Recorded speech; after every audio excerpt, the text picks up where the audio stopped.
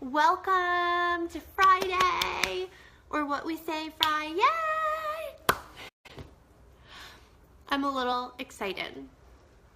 Actually, I'm a lot excited. I love Fridays. And not only is it Friday, but it's a terrifically rainy Friday here in Iowa, at least in my little corner of Iowa. And I'm totally stealing my husband's hat, to which he'll probably comment and have a, "That's my hat, put my hat back."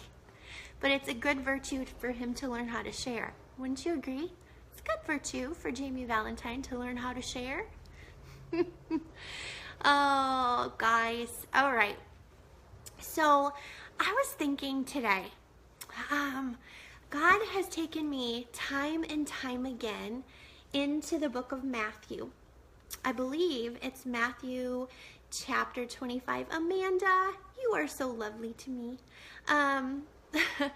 He's taken me to the book of Matthew again about the story of the investments, or the story of the sower. No, of the giver of talents, right?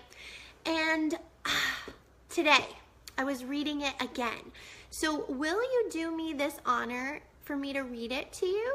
I'm going to read it out of the Message. Hi, Lisa. All right, so I'm going to pick this up and hopefully not show you up my nose, because that's gross. And so let's talk about it. Let me put this up so you're not looking at my nose. Let's talk about that for a second. You know, when I used to read that, I always thought, well, why did that third servant play it safe? And I always thought maybe he was worried about, taking the talents and that people would rob him, right? Or something bad would happen with the investment. But when I read it this time, I took something else. He buried the money because he had this perfectionistic, rigid ideal set of letting God down, of letting the master down. And out of his fear of letting the master down, he let fear rule the day. And he buried it. He buried the talents. And I thought to myself, and know that this is not just about money, right? I am not an accountant. Money is like not my landscape, but people are.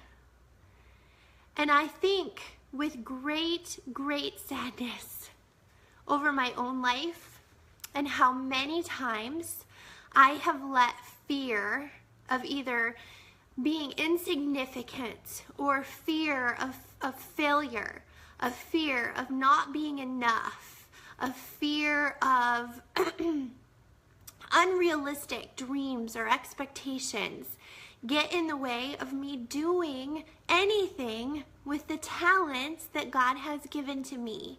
And here's what I know. I know that for every person that God has created, that in Genesis, he tells us that every part of his creation has his fingerprints all in, with, and through it. We've talked about this before. The very breath that you breathe is God's breath within us, within you. There is no part of you that God hasn't molded and touched. There is not a day, today or in your past or in your future, that God doesn't know and seek to bless. He has given you your passions. He has given you your burdens. That's a Frederick Buechner quote, right? Where your biggest place of passion and your biggest place of burden intersect, that is your place of calling. That is God's fingerprints on your life. I think sometimes we let fear get in the way, not only of things going wrong, but I think there's a lot of times where we get fear in the way of what if things go right? Then what? Then what? And we forget that this life is not our own. This life is not our own. We weren't made for ourselves. We weren't made for us to wake up, live our day in and day out until we die and then die. We were meant to be fully alive, fully impassioned, fully full out in the life, serving Him. So what does that mean? That means today, I want you to start thinking about what is that equation? Where your greatest sense of burden, what breaks your heart? What gets full up and tears you apart? Is it care for those around you? Is it volunteering at your school? Is it helping with Habitat for Humanity?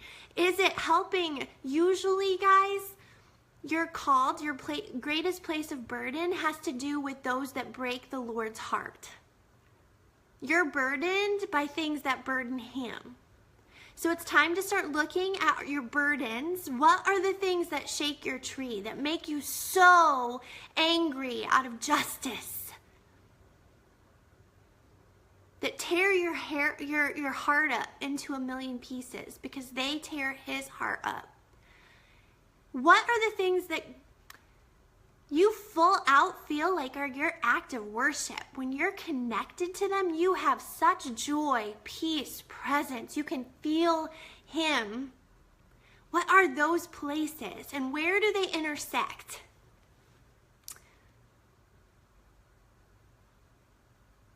Does this mean that this is easy? Does this mean when you find a talent that the road is going to be easy? No.